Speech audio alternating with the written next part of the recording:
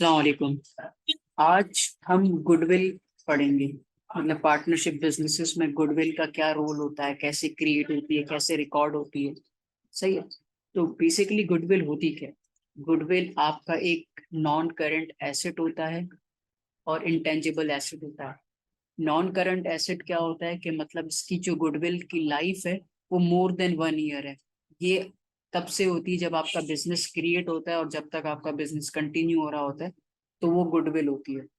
और ये intangible asset होता है।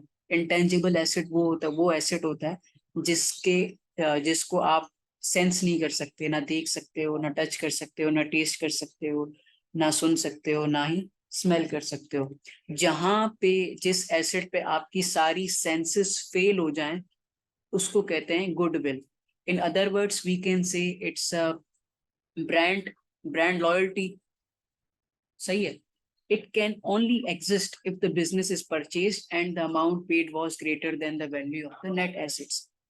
ये तब क्रिएट होती है या तब विजिबल होती है अकाउंट्स में, जब आप अपने बिजनेस में कुछ चेंजेस कर रहे हो। तो जैसे अगर मुझे अपने बिजनेस को सेल करना है, या मुझे अपने बिजनेस में कोई पार्टनर को एडमिट करना है, या मेरे बिजनेस को कोई छोड़ के जा रहा है, तो गुडविल तब क्रिएट होती है। Goodwill simply it is the difference between the amount you paid and the amount business has. For example, if I purchase a business, सही है, उसके लिए मैंने पे किए 1 लाख रुपीज। सही है। मुझे लगा कि भाई मैं 1 लाख रुपए पे कर रहा हूँ, बट जो नेट एसेट्स या जो आप मार्केट वैल्यू ऑफ एसेट्स कह लो, या जो नेट अमाउंट ऑफ एसेट्स थी वो 80,000 थी। तो इन दोनों का जब मैं डिफरेंस करूंगा तो मेरे पास 20,000 आ गया। अब ये 20,000 क्या है? ये गुडविल है कि आपके जो बिजनेस की प्राइस थी, जिस बिजनेस को आपने 1 लाख रुपीज दे के खरीदा है, उसकी जो एसेट्स की नेट वैल्यू है वो 80,000 है। तो ये 20,000 आपने सरप्लस में जो किया है उसको हम कहेंगे गुडविल। ये होती है परचेज गुडविल। अगर पार्टनर्स अपने बिजनेस में गुडविल को रिकॉर्ड कर रहे हैं, वो गुडविल क्रिएटेड होती है। तो गुडविल को हमेशा हम क्रिएट करते हैं फिर डिसॉल्व करते हैं। अब जैसे मुझे अपने बिजनेस को सेल करना था, तो पार्टनर्स बिजनेस गुडविल को क्रिएट करेंगे। जब बिजनेस सेल हो जाएगा या पार्टनर रिटायर हो जाएगा या नया पार्टनर आ जाएगा, तो उसको डिसॉल्व भी कर देंगे। ठीक है। इसका मकसद ये होता है कि जब आप कुछ चेंजेस करो ओनरशिप में, तो आपको प्रीमियम मिल जाए। अब इसके रीजंस क्या होते हैं गुडविल पेमेंट के? अब business has the large number of customers, बहुत कस्टमर्स हैं, ब्रांड लॉयल्टी है, रेपुटेशन अच्छी है, बिजनेस 20 साल से चल रहा है, एक्सपीरियंस्ड है, एफिशिएंट है, रिलायबल एम्प्लॉयज हैं, ट्रस्ट वर्दी हैं, बिजनेस जहाँ पे ऑपरेट कर रहा है उसकी लोकेशन काफ़ी अच्छी है, और इसके ताल्लुकात, इसके कॉन्टैक्ट्स विद सप्लायर्स, बहुत सारे जो स्टेक होल्डर्स हैं, गवर्नमेंट्स के साथ अच्छे कॉन्टैक्ट्स हैं। It would be very risky अगर मैं नया स्टार्टअप करूं, और ऑल्दो अमाउंट तो कम लगेगी, but it would be not worthy enough. It is well known brand, but it have not been valued and not included in it ads. मतलब एक business की ब्रांड वैल्यू काफी ज्यादा है, लेकिन उसने अपनी बैलेंस शीट में ये चीज रिकॉर्ड नहीं की। तो वो ये चीज आइडेंटिफाई करने के लिए भी कभी कभी क्रिएट कर लेते हैं।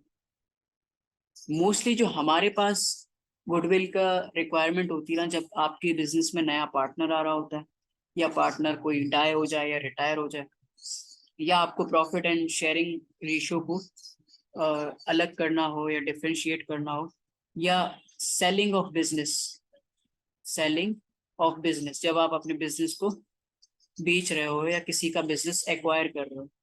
ठीक है। अब हम इसका एक सिंपल सा क्वेश्चन करेंगे कि गुडविल को रिकॉर्ड कैसे करते हैं, गुडविल को स्टेटमेंट ऑफ फाइनेंशियल पोजीशन में शो कैसे करते हैं, और गुडविल को क्लोज कैसे करते हैं। ठीक है। तो black and smart are in partnership, profit and sharing loss, profit sharing profits and losses equally 50-50। दो पार्टनर्स हैं, 50-50 हो जाएंगे। They decide to admit a king, मतलब तीसरा पार्टनर इंट्रोड्यूस करवाने का सोच रहे हैं। बाय एग्रीमेंट गुडविल वैल्यू हो गई 40,000 रुपए की। Is to be introduce in the business books, king is required to provide capital equal to that of Smart after she has been credited with her share of goodwill. सही है। The new profit and sharing ratio is to be 835 for black, smart and king. पहले 50-50 था, फिर बाद में different हो जाएगा। ये new profit and sharing ratio है, और ये हमारे पास बैलेंस शीट का एक्सट्रैक्ट है। अब ये बोल रहा है जनरल एंट्रीज बनाओ, जनरल एंट्रीज बनाओ टू रिकॉर्ड गुडविल। करते हैं पार्ट 3। देखो, गुडविल जो होती है ना, हमारा एसेट होता है। क्या होता है? एसेट होता है। नॉन करंट एसेट होता है और इंटेंजिबल एसेट होता है। अब मैंने गुडविल क्रिएट की है। गुडविल, भाई गुडविल कितनी थी? गुडविल हमारी थी 40,000। 40,000 डेबिट का। अब इनिशियली बिजनेस में दो पार्टनर्स थे। दो पार्टनर्स थे, एक थे मिस्टर ब्लैक, ब्लैक, और एक थे मिस्टर स्मार्ट। सही है। अब गुडविल हमने क्रिएट करी तो हम पार्टनर्स को डिस्ट्रीब्यूट भी कर देंगे, ठीक है ना, क्योंकि वो एक सरप्लस होता है। तो पार्टनर जो गुडविल हमने एसेट में रिकॉर्ड तो करी, लेकिन अब हम इसको क्रेडिट कहाँ पे करेंगे? पार्टनर्स के capital account, black capital, capital account, और स्मार्ट के कैपिटल अकाउंट। क्योंकि गुडविल आपके प्रॉफिट एंड शेयरिंग रेशियो को चेंज करती है, तो हम इनके कैपिटल अकाउंट में रिकॉर्ड करेंगे। तो ओरिजिनली जो हमारा रेशियो था ना, वो इक्वल था। क्या था? इक्वल था, यानी 50-50 हो जाएगा। तो जो हमारे ब्लैक भाई हैं उसको 20,000 मिल जाएंगे, और जो हमारे स्मार्ट भाई हैं उनको भी हमारे 20,000 मिल जाएंगे क्रेडिट। क्रेडिट, सही है। Journal entries for admission of smart. अब गुडविल हमने रिकॉर्ड कर ली, गुडविल हमने रिकॉर्ड कर ली। अब देखते हैं दूसरी बात उसने क्या बोली थी। Introduce king is required to provide capital equal to that of smart after she has been credited with her share of goodwill. ठीक है, सही है। गुडविल तो हमने बना ली। अब ये जो क्रेडिट किया है ना हमने 20,000, यहाँ पे हम छोटी सी साइड में वर्किंग कर लेते हैं। अगर इसमें हम 20,000 ऐड कर लेंगे तो इस भाई साहब का कैपिटल हो जाएगा 90,000। सही है। और इसमें अगर हम 20,000 ऐड कर लेंगे तो इसका कैपिटल हो जाएगा 70,000। सही है, इसका कैपिटल ये हो जाएगा।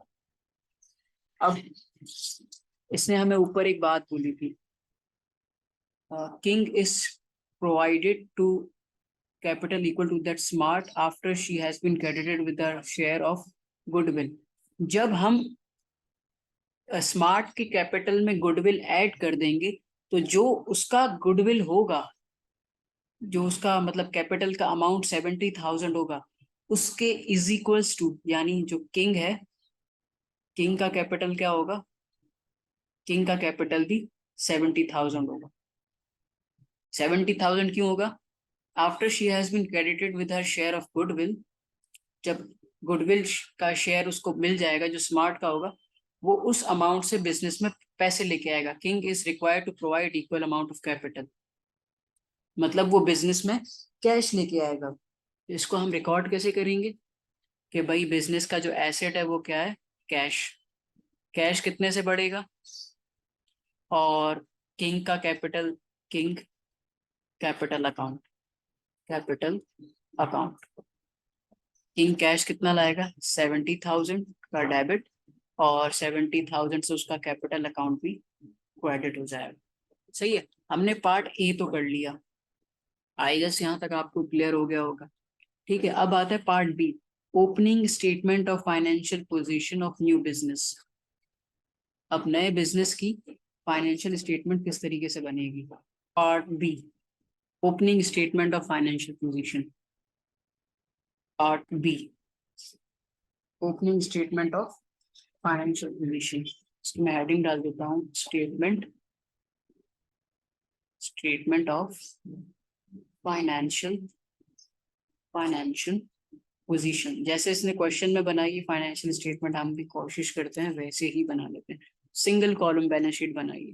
तो बैलेंस शीट में पहले क्या होता है, आप सारे एसेट्स को रिकॉर्ड करते हो। क्या करते हो? सारे एसेट्स को रिकॉर्ड करते हो। Non current assets, non current assets, पहले आते हैं इंटेंजिबल। इंटेंजिबल में हमारे पास क्या है, गुडविल जो हमने क्रिएट की थी। गुडविल कितने की थी, 40,000 की थी। और अदर एसेट्स क्या थे, non current and current assets, उन्होंने एक साथ ही दिए हुए। तो non currents and current assets, इसको मैं डायरेक्ट लिख देता हूँ, assets non current and current current assets. Value कितनी थी, 160,000, और कैश भी था 1,000 रुपये का। 160,000, 1,000 का कैश, सही है, ये 1,000 है। अब ये हमारे पास आ गए टोटल एसेट्स। और कोई एसेट तो नहीं है, नहीं बिल्कुल भी नहीं है। ये हो गए 2,01,000, ये क्या है, टोटल एसेट्स। अब टोटल एसेट्स जब हमारे पास आ जाते हैं ना, तो हम इसमें से लेस करते हैं लायबिलिटीज, लेस लायबिलिटीज। अब लायबिलिटीज हमारे पास कौन कौन सी हैं, करंट लायबिलिटीज है और वो 41,000 की है। इसमें लिख देता हूँ करंट, करंट करंट लायबिलिटीज। ये कितने की है, 41,000 की। 41,000 लेस हो जाएंगे, और ये आ जाएगा हमारे पास नेट एसेट्स। Net assets 160,000, 160,000। अब हमारे जो नेट एसेट्स हैं ना, और पार्टनर्स के कैपिटल का जो टोटल होगा वो सेम आना चाहिए। अब कैपिटल्स को देखते हैं। कैपिटल्स ब्लैक था, स्मार्ट था, और किंग जो था वो नया बंदा आया था। ब्लैक का जो कैपिटल था आफ्टर एडजस्टमेंट ऑफ गुडविल वो था 90,000। स्मार्ट का आफ्टर एडजस्टमेंट ऑफ गुडविल वो 70,000 था। और जो किंग बंदा आया था उसने 70,000 पे इन्वेस्ट करे थे, सही है। अब 7 7 14 14 ये हो जाएंगे, इनको मैं टोटल कर लेता हूँ। 30 7 7 14 14।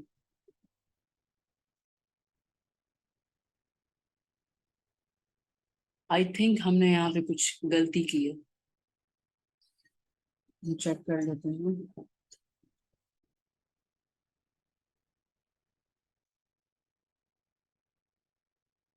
अच्छा, हाँ एग्जैक्टली exactly। देखें यहाँ पे जो हमने एसेट्स, हमारा गुडविल था 40,000 का, और सही है 40,000 का था। और 160 non current assets and current assets 160,000 के थे। जब एक पार्टनर हमारे बिजनेस में आया ना, तो वो कैश लेके आया था, कितना, 70,000 का कैश लेके आया था। तो हमारा जो टोटल कैश है वो कितना हो गया, 71,000। तो इसको जब हमने टोटल किया तो टोटल एसेट्स हमारे पास है 271,000। जब इसमें से 40,000 हमने माइनस किया तो हमारा टोटल एसेट्स कितने हो गए, 2,30,000। सही है, ये नेट एसेट्स हैं। तो नेट एसेट्स की वैल्यू आपके टोटल कैपिटल के बराबर होनी चाहिए। तो that's why I was getting confuse कि हमारा टोटल सेम क्यों नहीं आ रहा। तो इससे आपको पता लग जाता है कि जब आपके नेट एसेट्स आपके कैपिटल के इक्वल हो जाए, तब आपने बैलेंस शीट को करेक्ट बनाया। Correct answer.